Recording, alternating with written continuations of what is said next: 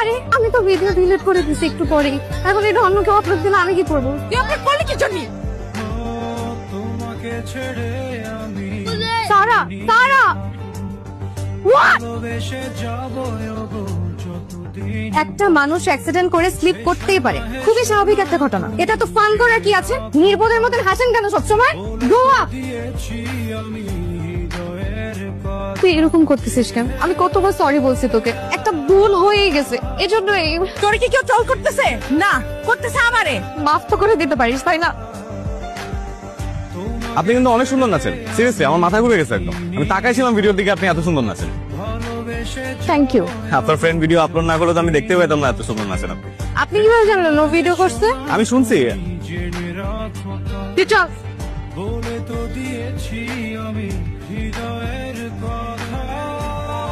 কোপাই গেছিল এই মেয়ের এম বিয়া করবো। হাই। হাই।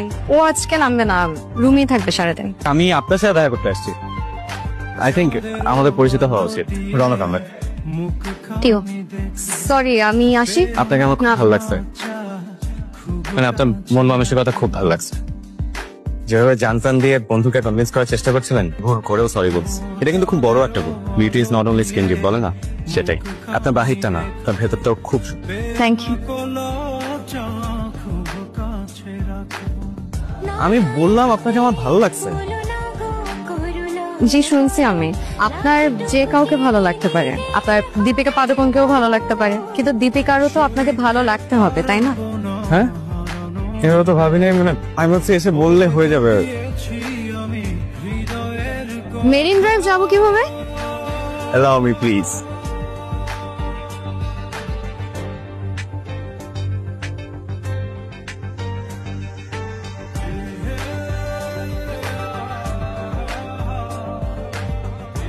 একটু কি কিছু কোনো ফিলিংস নাই? না, সারাদিন তো খাইলাম না, আই লাভ ইউ। তাই? হ্যাঁ। যেই পারো যত দ্রুত উপরে ওঠে, সেই পারো তত দ্রুত নিচে নামে। দেখা যাক। দেখা যাক।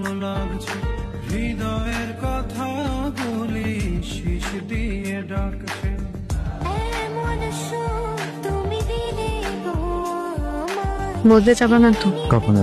তাহলে কিন্তু সত্যি সত্যি উখায় দিব। ঠিক আছে, তাহলে চলো বিয়ে করে ফেলি। করবো তোমার বিয়ে আমাকে? পথে নাই বার্তা নেই বিয়ে।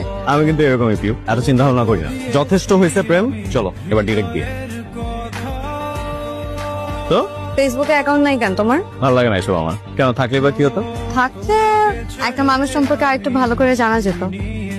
ফ্যামিলিতে কে কে আছে, ফ্রেন্ড কারা, গার্লফ্রেন্ড কয়টা। একটাই জুটাইতে পারি না, আবার কয়টা? তার মানে আমি ফার্স্ট? হ্যাঁ। সত্যি?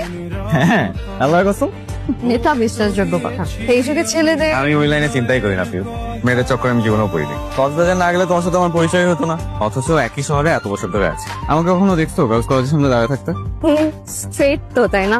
মানে মেয়ে মানুষই তো পছন্দ করো নাকি? চলো পরীক্ষা হয়েছে। এই আমি কিন্তু সিরিয়াস, চলো বিয়ে করি। করবা তো বিয়ে? বলো। আচ্ছা করবো। ইয়েস। আজকে দেখা করতে গেছিলাম, আমি নাকি ওর ফার্স্ট লাভ। তুই জানিস শুনো কে? কে মানে কে? ও পুরোনো মনোক আহমেদ হাজারি, হাজারি বাড়ির ছেলে। ওরা রাজনীতি করে, চাঁদাবাজি করে, শহরের সবাই এক নামে চেনে। বড় সন্ত্রাসী রনু হাজারি।